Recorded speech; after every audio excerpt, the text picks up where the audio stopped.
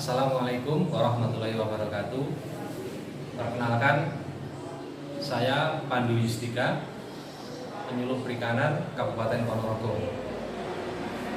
Pada kesempatan kali ini, saya akan menjelaskan tentang teknik budidaya ikan lele. Yang perlu diketahui pertama kali dari teknik budidaya lele adalah ciri-ciri fisik dari ikan lele tersebut. Yang pertama yaitu yang ikan jantan. Jadi untuk yang ikan jantan itu badannya lebih ramping, memanjang. Kemudian gerakannya lebih lincah. Berikutnya pada saat matang gonat, alat kelamin terlihat meruncing. Dan jika diurut ke bawah akan mengeluarkan cairan sperma.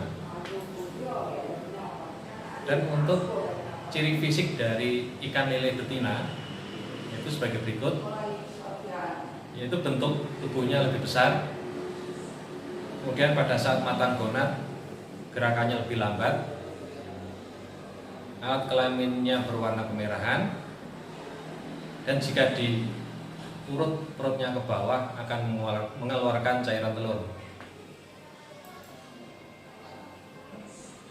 Berikut adalah fakta-fakta dari ikan lele. Jadi ikan lele termasuk dari golongan binatang malam atau nokturnal. Oleh karena itu, ikan lele pada dasarnya dia akan lebih aktif mencari makan pada waktu malam hari. Kemudian ikan lele mencapai kedewasaan pada umur minimal 14 bulan. Jadi misalkan lele sudah berumur 14 bulan ke atas, dia bisa dijadikan sebagai indukan. Kemudian ikan lele itu mudah direproduksi. Berikutnya, ikan lele termasuk golongan hewan karnivor atau pemakan daging, bahkan ikan lele cenderung scavenger, pemakan bangkai. Kemudian ikan lele bersifat kanibal dan rasa dagingnya enak dan mudah dipasarkan. Kemudian bagaimana cara budidayanya? Berikut kita jelaskan dalam pemaparan berikut.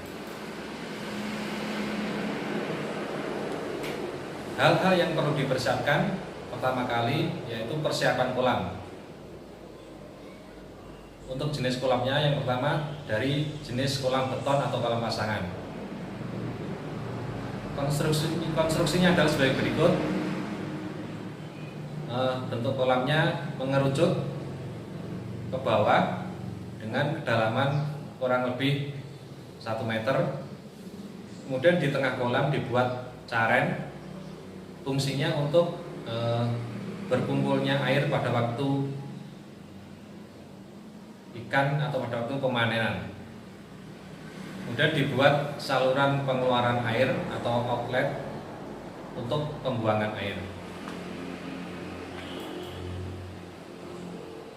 Kemudian selanjutnya adalah konstruksi dari kolam terpal. Untuk kolam terpal konstruksinya hampir sama, yaitu bentuknya mengerucut.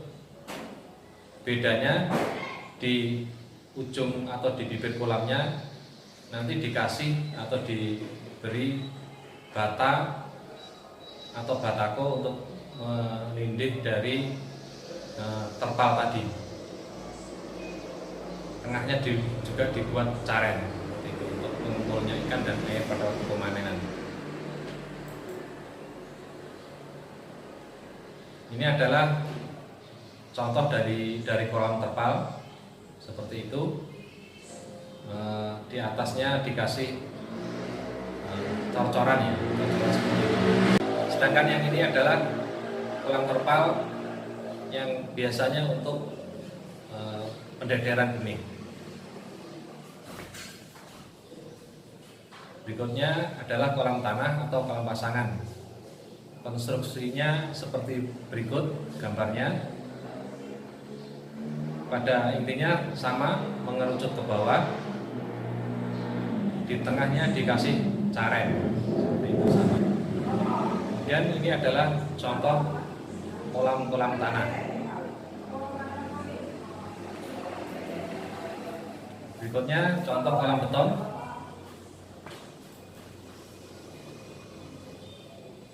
Kemudian ada lagi contoh kolam bundar terpal portabel.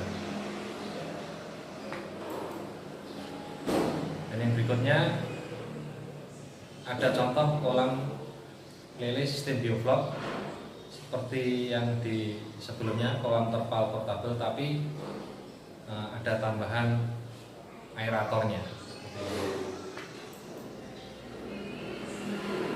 Persiapan air yang pertama dengan cara yang sudah konvensional, yaitu kolam diisi air hingga kedalaman antara 30 sampai 50 cm. Kemudian masukkan pupuk kandang berupa kotoran ayam atau kotoran burung puyuh yang sudah kering dengan jumlah 500 gram per meter kubik dengan cara dimasukkan ke dalam karung. Kemudian karung ditali dan dicemplungkan ke dalam kolam pada beberapa titik. Kemudian kalau tidak ada pupuk kandang, maka bisa menggunakan pupuk urea dengan jumlah 50 gram per meter kubik. Setelah pupuk dimasukkan, dan air didiamkan selama kurang lebih 1 minggu hingga air berubah warna menjadi hijau kekuningan. Itu pertanda bahwa di dalam kolam itu airnya sudah terdapat plankton. Dan jika sudah berwarna hijau kekuningan, benih baru siap ditebarkan. Nah, untuk ukuran benih itu biasanya ukuran 35, ukuran 57 atau ukuran 79. Artinya adalah benih yang sudah siap ditebarkan di kolam. Kalau ukuran benih terlalu kecil, resiko kematiannya juga semakin besar. Kemudian untuk rekomendasi kepadatan tebar benih untuk yang masih pemula itu antara 150 sampai 250 ekor per meter kubiknya. Dan jika sudah pengalaman, bisa meningkatkan padat tebarnya sesuai pengalaman yang berkembang. Mungkin bisa 500 ekor per meter kubik atau bahkan 1000 ekor per meter kubik. Dan untuk penebarannya diusahakan dilakukan pada waktu pagi hari atau sore hari. Alasannya adalah untuk menghindari fluktuasi suhu. Seperti kita ketahui, biaya operasional terbesar dari budidaya lele adalah di biaya pakan, yaitu mencapai antara 70 sampai 80% dari total biaya operasional.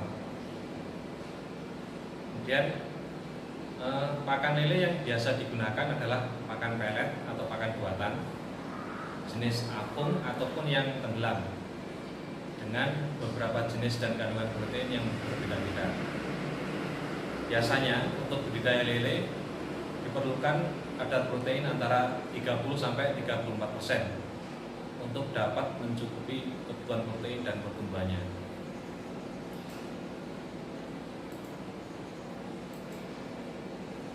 Kemudian untuk ukuran pelet itu disesuaikan dengan besar kecilnya mulut ikan.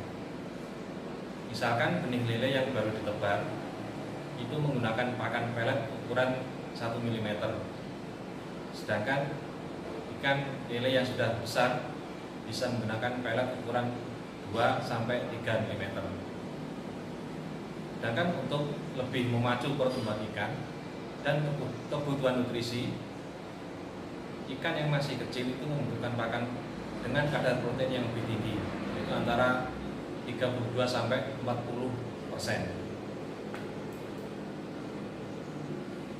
Kemudian jumlah pakan yang diberikan untuk benih lele itu berkisar 5% dari total berat biomas.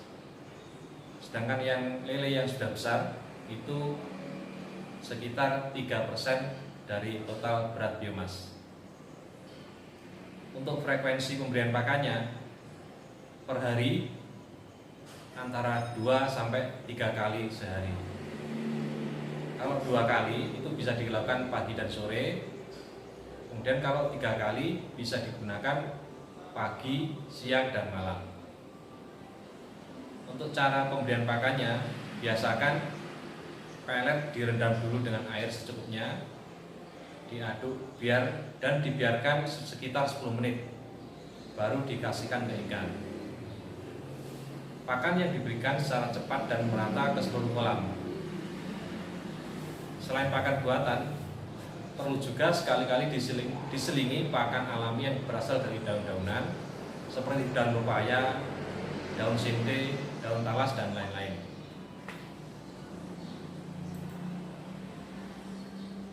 Kemudian ada cara lagi untuk menjaga stamina dari ikan itu, yaitu dengan memberikan imunostimulan, atau dalam istilah Jawanya ada yang dinamakan jamu. Jamu atau imunostimulan ini berfungsi untuk menjaga daya tahan tubuh ikan. Jamu ini berasal dari bahan-bahan alami, terutama dari empon-empon, misalkan dari jahe, temulawak, kunir, bawang putih, daun meniran, dan lain-lain. Nah, penggunaannya itu dengan cara bisa dicampur dengan pakan yang dihaluskan dahulu, kemudian dicampur atau diulek dengan pelet tadi. Setelah proses pemberian pakan, proses berikutnya adalah proses pemanenan.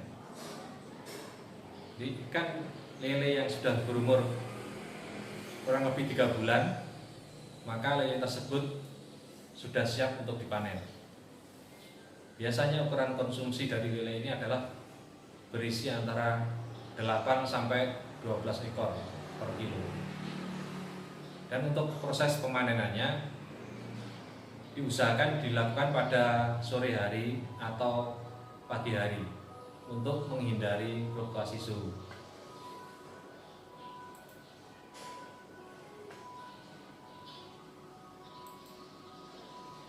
Kemudian sedikit saya akan uraikan analisa usaha yang simpel. Jadi contohnya misalkan seperti ini, ada biaya operasional, itu ada pembelian bibit, contohnya Rp120 per ekor, ada 1000 ekor. Jadi untuk pembelian bibit diperlukan dana 120.000. Kemudian untuk 1000 ekor ikan lele itu biasanya dibutuhkan pakan sejumlah 3 sak atau 30 kilo per saknya. Nah, itu per saknya 310.000. Jadi kalau 3 sak jumlahnya 930.000. Jadi totalnya 1.050.000. Untuk konversi pakan, kita asumsikan di sini konversi pakannya adalah 1:1. Jadi misalkan kita memberikan pakan sejumlah 3 sak atau 90 kilo, itu kurang lebih nanti panennya adalah 90 sampai 100 kilo. Kemudian kita hitung hasil panennya, kita asumsikan 100 kilo kali 16.000 per kilonya. Jadi hasil penjualan lelenya ada 1.600.000. Oke, kemudian kita mencoba menghitung keuntungannya, yaitu pertama kita kurangi hasil panen dikurangi dengan total biaya operasional. Mana kita ketahui hasil panen tadi adalah 1.600.000, kemudian total biaya operasionalnya 1.050.000. Jadi keuntungannya adalah 1.600.000 dikurangi 1.050.000 sama dengan 550.000. Jadi keuntungan yang didapat dari budidaya lele per 1.000 ekor adalah sekitar kurang lebih 550.000 per siklus produksi. Keuntungan akan berlipat lagi sesuai jumlah atau kepadatan ikan yang ditebar. Nah, demikian paparan atau materi yang saya sampaikan, semoga bermanfaat dan terima kasih.